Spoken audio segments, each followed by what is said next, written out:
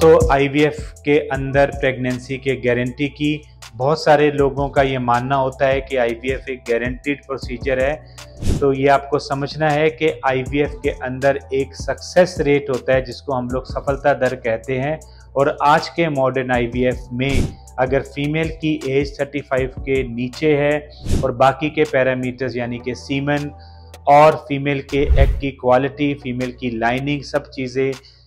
Appropriate हैं, तो generally आजकल के मॉडर्न आईवीएफ में ये सक्सेस रेट 70% के आसपास होता है। ये सक्सेस रेट जो मैं आपसे बात कर रहा हूँ, ये सक्सेस रेट है आपके पहले प्रेगनेंसी के टेस्ट का पॉजिटिव आना, जिसको हम लोग अपनी लैंग्वेज में बीटा HCG पॉजिटिविटी या यूपीटी यानी कि यूरिन प्रेगनेंसी टेस्ट की पॉजिटिविटी रेट को कहते हैं। यहाँ पे हमें ये समझना है कि 70% का सीधा सीधा मतलब है कि अगर हम लोग 100 फीमेल में एग निकाल के हस्बैंड का सीमन लेके एम्ब्रियो बना के रखते हैं तो 100 में से 70 पहली दफ़ा प्रेग्नेंट होती हैं, यानी कि उनका फर्स्ट प्रेगनेंसी टेस्ट पॉजिटिव आता है, और 30 जो हैं वो अनसक्सेसफुल हो जाती हैं। दूसरी चीज़ हमें समझनी है कि जो ये 70% फीमेल प्रेग्नेंट होंगी जिनका फर्स्ट प्रेगनेंसी टेस्ट पॉजिटिव आएगा, over the time of 3 months इनमें से 15% फीमेल जो हैं उनका मिसकैरेज एबॉर्शन हो जाता है,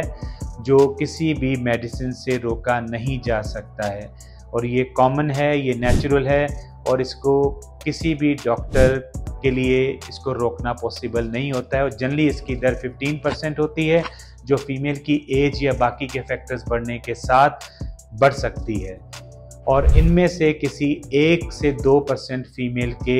ये जो एम्ब्रियो है ये गलत जगह पे इम्प्लांट हो सकता है, जिसको हमारी लैंग्वेज में एक्टॉपिक प्रेगनेंसी कहते हैं, यानी कि रॉन्गली इम्प्लांटेड एम्ब्रियो, यानी कि वो एम्ब्रियो जो हमने यूट्रस में रखा था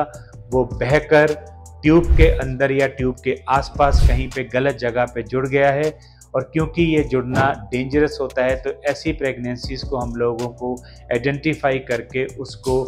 या तो इंजेक्शन दे के या फिर सर्जरी करके इसको रोकना पड़ता है। तो ये आपको समझना है कि आईवीएफ एक गारंटीड प्रोसेस नहीं है, और आईवीएफ के अंदर एक सक्सेस रेट जुड़ी होती है जो आम तौर पे आज के